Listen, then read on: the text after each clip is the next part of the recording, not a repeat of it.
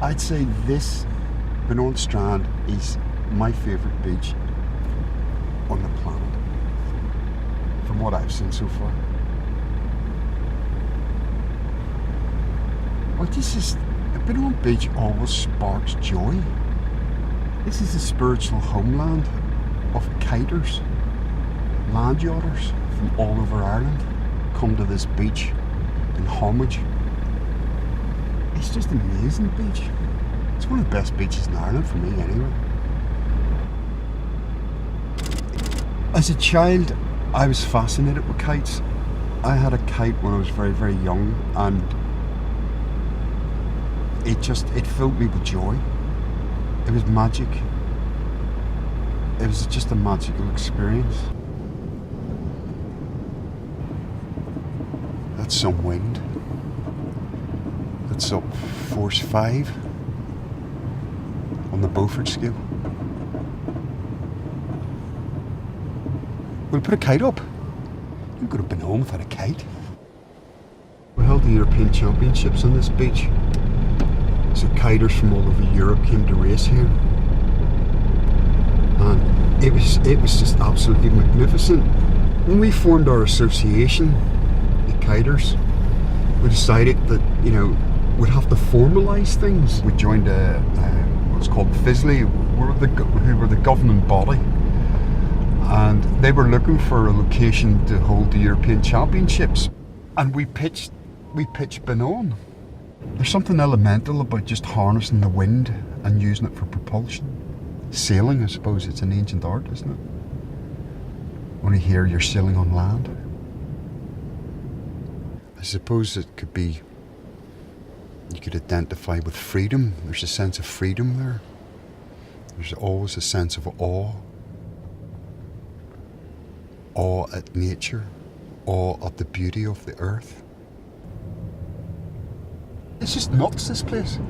It's always like this. Well, it's not always like this, but it's always different. Every time you're here is different. It's always worth a visit. Wow, that's a job.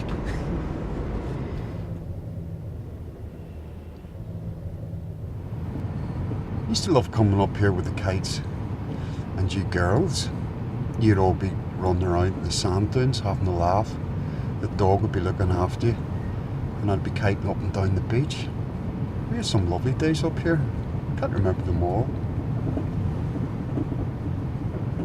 Hank was a dog that grew up with the family, really, and he had a good long life.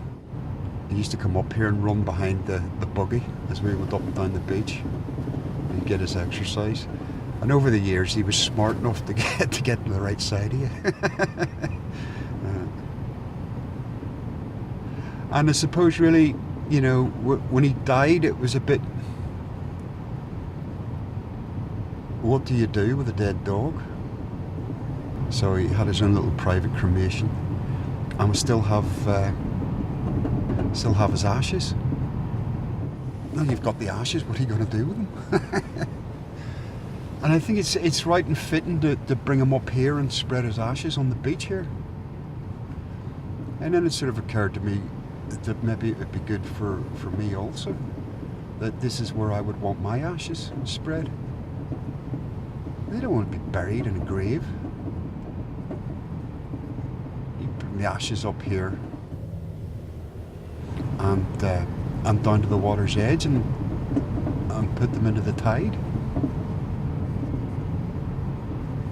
It'd be very fitting. Then you girls can come up here and have a dander and remember your good times here.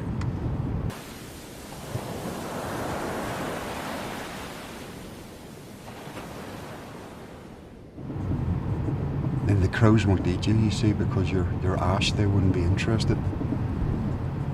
It'd be difficult for them to recognise you as well, I suppose. Yeah, it's some place.